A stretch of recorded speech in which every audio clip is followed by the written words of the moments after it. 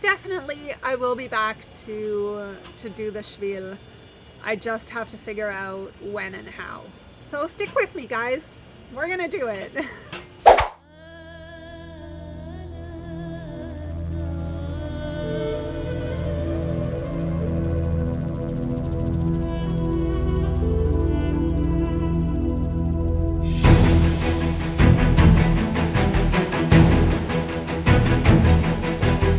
Hey everyone, my name is Joe and I'm the Kosher Ninja, and yes, we are in the greenhouse because you saw how it was outside and what happened to my YouTube studio from last year.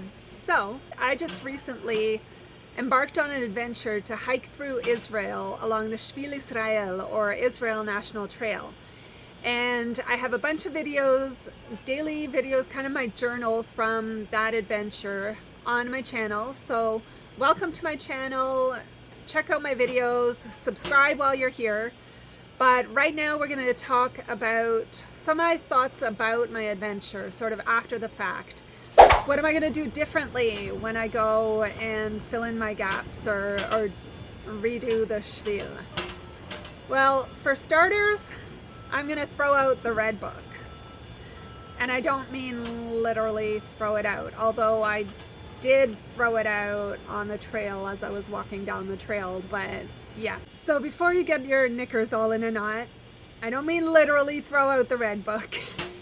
It is a very useful resource, and actually while we're talking about the red book, I do need to say something about it that I did not make clear in my earlier videos when I was talking about it. So the red book that you saw me holding, the actual physical red book, is the guide. And so that's the part that has the maps and the actual daily instructions for where to go.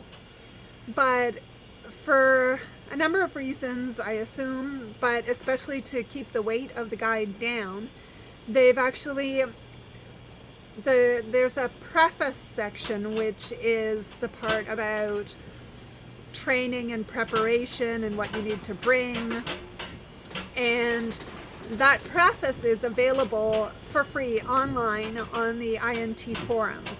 So that's a very useful resource, very useful guide for preparing for the Shvil. And I have to say, for me, for my part, I actually read the guide in preparation for this, sort of assuming that it was written with the general audience in mind. Now come to find out that, like I said before, 99% of foreigners who do the Shvil are actually experienced backpackers. So the guide is actually, you have to read it from the perspective that it's actually written mostly with experienced backpackers in mind. So when it says that you don't need any kind of special training for starting from the north, I would still say you don't necessarily need special training, but you do need to adjust for it. And I think anybody and everybody would really need training for the climate. But that's just not something that, 99% of those of us coming from overseas just would not be able to train for that. We don't have the conditions that we'd be able to train for that. So train for what you can train for, and then when you get there, adjust for that in the beginning and make shorter sections for the beginning. If you're starting from the south, you can't do that because you have to sleep at the night camps. So you have to go with the segments that are in the red book. Now, having said that, from the south, the second day in the red book can actually be split into two. And that's what I did for my second and third last days. So I split that second last section into two because there is a night camp that you can camp at halfway.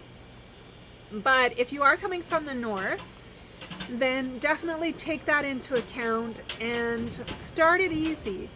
Even the professional backpackers, your Dixies and Darwins in the world, when they start to do a PCT or a CDT, they don't start right off with their 20 and 30 mile days. They start off with 8-mile days, even after they've done other trails, because they need to get back, especially if they've been off trail for a while, which, you know, you don't really start a PCT straight off another trail, right? So usually you've been off for a little while, you need to get your trail legs back, you need to get back into it. So you should always start off with shorter days, shorter sections.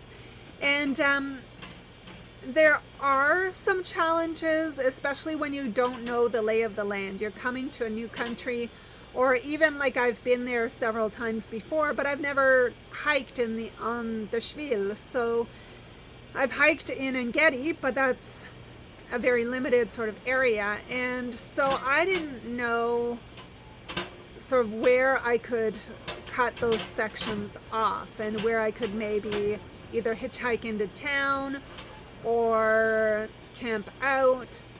That was one of the, we'll talk about my challenges some more later, but since we're on this topic, one of my challenges was knowing where to camp, especially in the north. And you're not allowed to camp in nature reserves, but it sort of seemed like everywhere I wanted to camp was a nature reserve.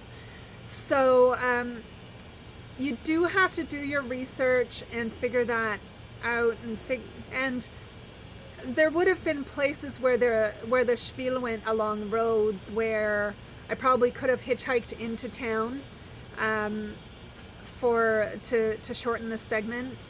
Of course, then the challenge is getting back to the Shvil at an early enough time to get a good early head start to the day. So definitely make sure you prepare, plan in advance, read the red book, but read it with it in mind that you can modify it. You don't have to, it's not a rule. You don't have to do the segment that the red book says. And especially if you're an experienced hiker, you'll know how to do that and how to manage those kinds of things. So, yeah, that's what I would do differently for sure. I would take my time. I would not be so concerned about completing a section or even about completing the whole trail. I would not give myself the deadlines that I gave myself this time. So I could take my time and enjoy the Shvil and not feel so pressured to finish each day, to do a certain amount of kilometers each day. What else?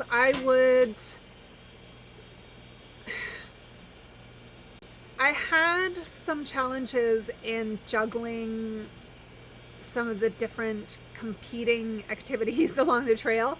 Some of them fell off right off the bat. I thought I was going to do some kung fu practice along the way.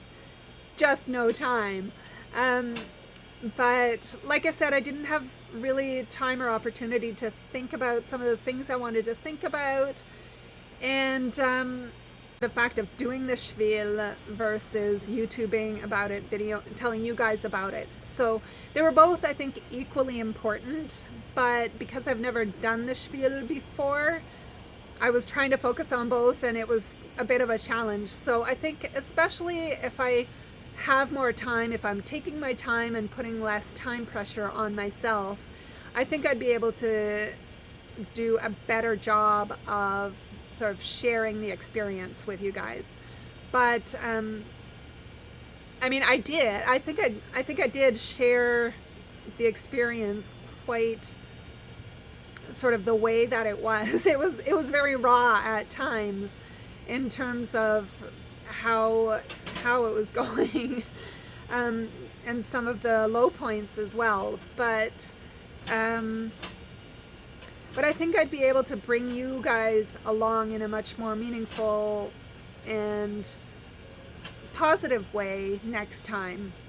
But I think that this was also really important because a lot of the videos that I see about backpacking out there, they really don't show you a lot of sort of the day-to-day challenges of it. And So I did think it was important to show you some of the hard times as well, and both sort of physically challenging as well as, I guess, psychologically or emotionally challenging parts. So I hope you found them useful, and next time I will be able to give them, I still want to give you all the sort of raw experience, but I think I'll be able to give a much more balanced view of what it's like.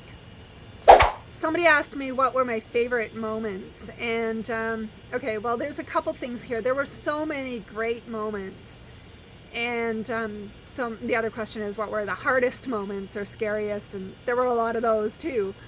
But to pick one is really kind of doing an injustice to all the others.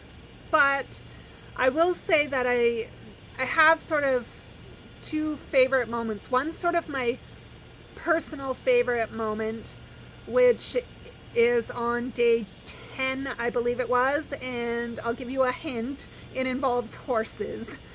And then I have sort of a favorite video moment, which is in video 48 and involves fighter jets.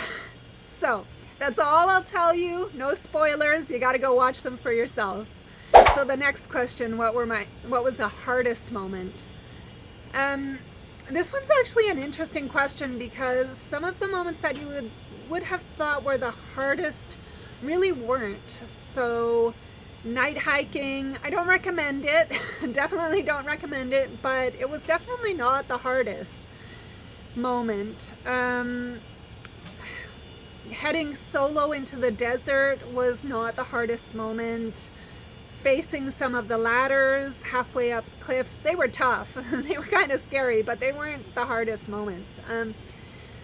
The hardest moment definitely was day 3, sort of facing the fact that I was out here, I was actually doing this after that.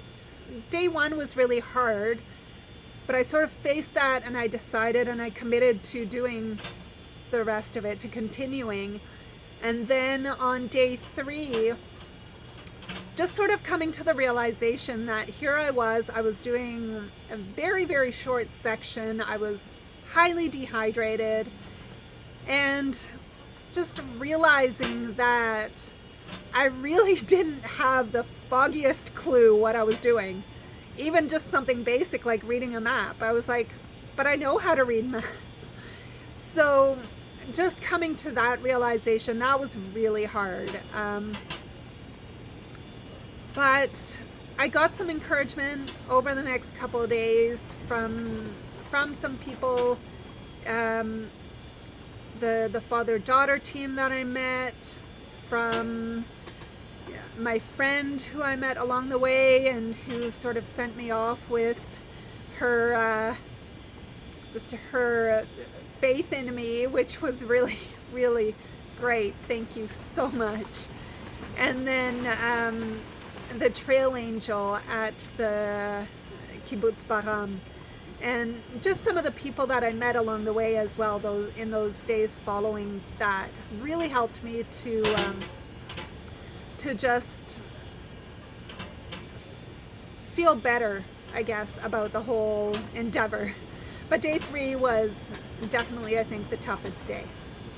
Someone also asked what was the scariest moment. So the scariest moment for me, I think, had to be the night that I set up camp in the dark above Kiryat Shmona, and the wind was whipping my tarp, and I was dreaming about jackals stealing my backpack, and I didn't know if my tarp was going to blow away.